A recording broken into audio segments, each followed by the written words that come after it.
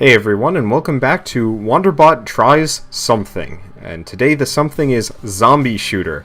Now, if you haven't seen it already, I did a review of Trapped Dead, and I think this one's going to follow along the same lines. But, to this game's credit, it has yet to put me through a 3-minute long, unskippable cutscene. So, before we get into the game, let's take a look at the options. The options are very limited, which is kind of disappointing. But I guess they have green blood. Create a password. Let's go with yes. Okay. Yes. Okay, I guess it just wants me to go back to red blood. Anyway, if you haven't noticed, this game looks like it's been set up to be done in, or played in 640 by 480. Maybe it's a little bit better, but it's a set 4:3 aspect ratio as opposed to the standard 6:9 at this point. So that's not exactly the most encouraging. And I guess we have Drake McManus and Sammy Swearingen. Jeez, that's a mouthful. Anyway, so Drake is a heir to a family fortune. Drake never worries. Oh, they didn't even put a space between never and worries. Wonderful. Drake never worries about money, spending whatever he had on bling bling, car, rims, and video games. Having watched thousands of hours of war movies, he took his knowledge of weaponry and put it to good use in the army. He has a natural talent for anything weapon related, and his accuracy is near legendary among his peers. Whereas Sammy Swergerminger is young, asked? I have no idea. And dangerous. She grew up in a tough neighborhood in Scottsdale, Arizona. Wow. She went to a rough school, St. Joseph's Preparatory School, and hung out with a tough crowd after school Bible study. As a result, she's learned to maneuver herself with the grace of an athlete to avoid punishments meted out by angry nuns. Well, Can you say lack of overall spell checking and editing with a side order of ham? Okay, enter your name. Let's go with Sadness. And yeah, let's go on normal mode, campaign as Drake McGunface. I don't even know. Okay, and we're immediately thrown into an interface with very a money, a purchase inventory, and I don't even understand. So I guess you can put points into health, strength, speed, and accuracy. Okay, that's kind of self-explanatory. And you can buy like body armor, better guns, yada yada yada. Pretty simple. I'm gonna go with body armor just because I think everything else is outside my price range. Let's go with the flashlight too, just because that probably makes sense for a zombie game. All right, let's see how this game actually goes. And well. Okay, so you move with the right click, and you shoot with left click, and I have an unlimited amount of bullets. Okay, I can get down with that. Now it said press F1 for help. So these are the controls apparently. Oh, I can move around with the WASD. Apparently pressing any of those keys will actually just kick you out of the help screen, which kind of makes sense. F is flashlight, tab is info. 1 changes weapons. Okay, I can actually get behind this color scheme. Yeah, this combat scene. Whereas Trapped Dead at least felt like I was controlling a log man with a remote control for a very, very old system. Am I supposed to open this? How do you even... Is there a button for opening? Nope. Oh, great. Right mouse button, move, wheels, well scroll. Okay, I'm not going to point out any more spelling mistakes because either the developers for this game were not native English speakers, or more than likely, oh, I see, I go down this direction. That red mark on the ground kind of made it look like I was supposed to go this direction. Oh, and rat. Oh, you actually have to aim at the... You have to point your cursor at the thing as opposed to in the general direction of what you're trying to kill. Oh, goody. Lots of kind of jerkily animated rats. And an excessive amount of blood. Still better than Trapped Dead, so I can't complain. I feel like I'm actually killing something. This feels like a dumbed-down, top-down version of Green Arrow. Well, can't complain about subtlety. But yeah, this feels like a dumbed-down, top-down version of Resident Evil, which isn't terrible. I've played some other kind of interesting games, but like this. But when it comes down to it, this is more than a little awkward to play, to say the least. Okay, so you shoot the button to turn the lights on. And then let's just go this way. Oh, and the rats are back. But at least the unlimited ammo pistols are more than enough to deal with it. And there are health pickups on the ground. Okay, this is more than I was expecting out of this game, and entertaining enough that I think I can keep through the entire level at least. But on first look, the visuals in this game are not what I would call something to write home about. Is that a dog? Yeah, it's a dog. Wow. That's some especially fancy pathing there. It looks like most enemies are just programmed to walk in the straight direction at me. Can I? Yeah, I can hit it eventually. And the guy, I mean, more or less, I'm getting not a Doom vibe out of his movements, but he feels like he would have fit right in. You know, never moving, never shaking, just straight at all times, and overly over-the-top action hero. But I guess I'm giving Doom a disservice there. Well, I think I can. Yes. Okay, so I guess that was the end of the level. And now I have $800 and can buy a lot more things for the next level. But apparently it's a score attack thing, and anything you bought in the previous mission goes immediately right out the window. Or just maybe body armor is a temporary thing and it goes away as you take hits. That makes sense. Okay, so let's see, we got the shotgun. I'm not going to buy any guns because it seems like it just hands it to you. And maybe you level them up. I think I'll start by upgrading the pistols just because they have limited ammo and that makes a lot of sense. And body armor again. Again, more sense. Let's see. Rescue bag. Drone. Let's just pump some into speed. And oh, I guess I only had 1 point to put in there and it's separate from the money system. Okay, I can deal with that. And you know what? Let's get infrared and continue. Okay. Oops.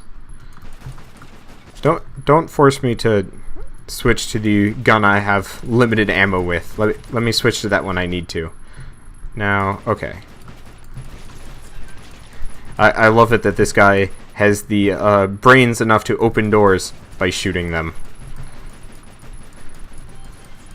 But lots of miscellaneous pickups, you know, the ubiquitous floating dollars. And, oh, there's our first zombie. And lots of exploding barrels.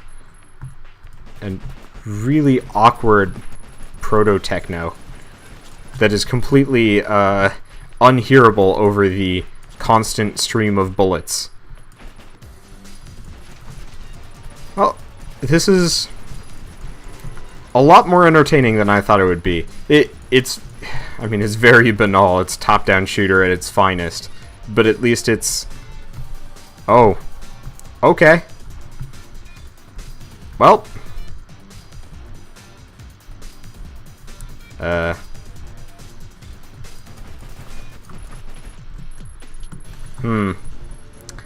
If you can't tell, I'm stuck inside of a shelving unit. I managed to glitch... Oh! Okay, I got out. No explanation needed. No questions asked. Let's get out of there before the only deadly enemy in this game manages to come and kill me. And then we've run out of zombies. Oh. There was a... What? Oh, that was a door. It was not exactly well displayed. It was kind of hidden in the darkness, and the texture just made it look like... Wait, I was still alive. Wow! This game could do with a little bit more visual acuity, I think. But I guess everything seems to be kind of that... I would actually reference Baldur's Gate again. The Baldur's Gate style pixel graphics and isometric everything. But apart from getting stuck in the shelf, which is, I guess, my first major complaint, this game is not half bad. It feels like something I would have loved the shit out of as, what, a 10-year-old. But as it stands, it's decent enough for nowadays. I think I picked this up as one of the indie gala, you know, miscellaneous pile of indie games that you probably won't play, but you bought for, you know, one or two of the other ones. Oh, another miscellaneous door that's kind of hard to tell. There's a lot of stuff that just kind of goes flying around, and I'm not really sure what it is, but if it moves, I shoot it. So we'll just keep going that direction. And a power switch. Oh. And I get to see things that I'm not even in the room with. And the zombies get to see things that they're not even in the room with, too. Sounds fair to me. Man, there's a lot of blood in this game. You'd think with the zombies, with the dried blood and everything, they would just kind of crash on the ground and call it a day, but nope. They get to redecorate while they go.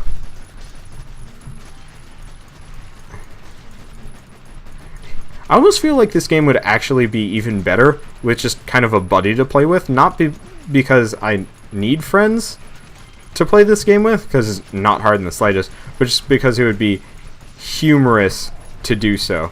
Looks like the shambling horde comes after me.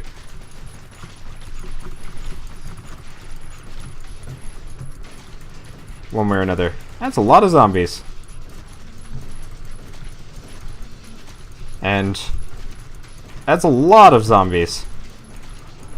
Let's see if I can just kind of shove my way through into this hole that's dark but potentially safe? I don't know. I don't even... Oh, there's my health. Okay.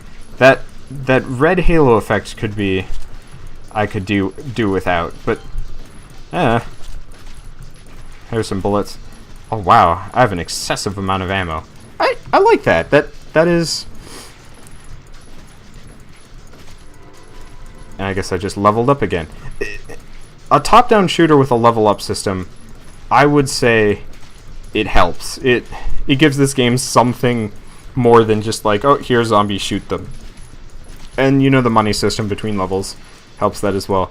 Though, man, this shotgun gets really loud and obnoxious. It's the exact same sound effect every single time.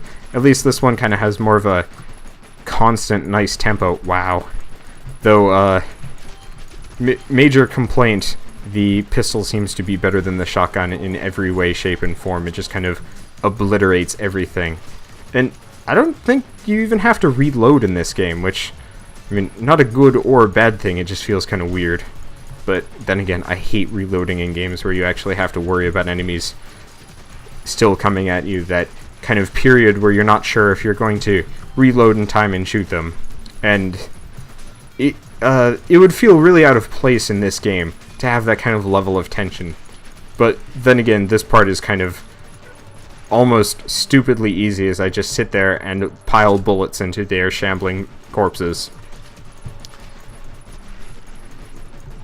And a bunch more zombies, as usual. But as I was going to say, major complaint, all the zombies are green-shirted, white-shirted, or gray-shirted and look almost identical. It's not terrible, but it's not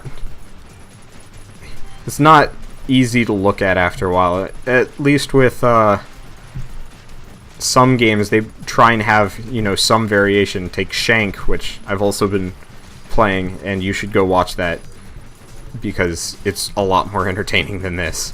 But at least Shank had, you know, several different enemy types that you fought as opposed to just, well, I guess this one has dogs, rats, and people. But at least in Shank, the dogs, rats, and people actually felt like something interesting to fight as opposed to just obstacles in your way so you can paint the floor with their, the blood particles in this are more than a little overdone. Like that. At least they tried for like procedural lighting, which doesn't work particularly well considering I'm shining my flashlight straight through the wall. But hey, yeah. So this has been Zombie Shooter 1. Now they do actually have a sequel, which I get the feeling I'm actually going to give a shot because this is more entertaining than I thought it would be. I might even keep playing it. Who knows? But would I recommend you buy this? Not unless you really like kind of your top-down isometric shooters with very little difficulty and just a lot of ham and shooting. But when it comes down to it, it's not a bad game. It's just not a particularly good game. The visuals are terrible.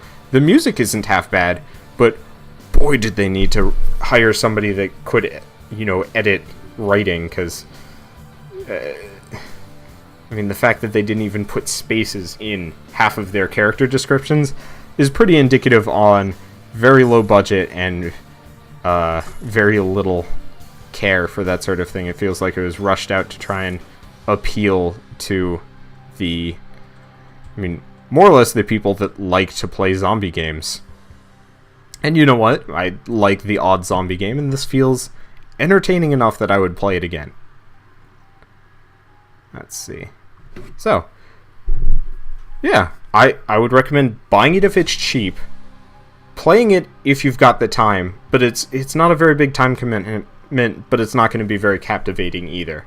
But if it's going to cost you more than $5, probably don't pick it up. But, you know, have a nice day, and I'll see you guys next time.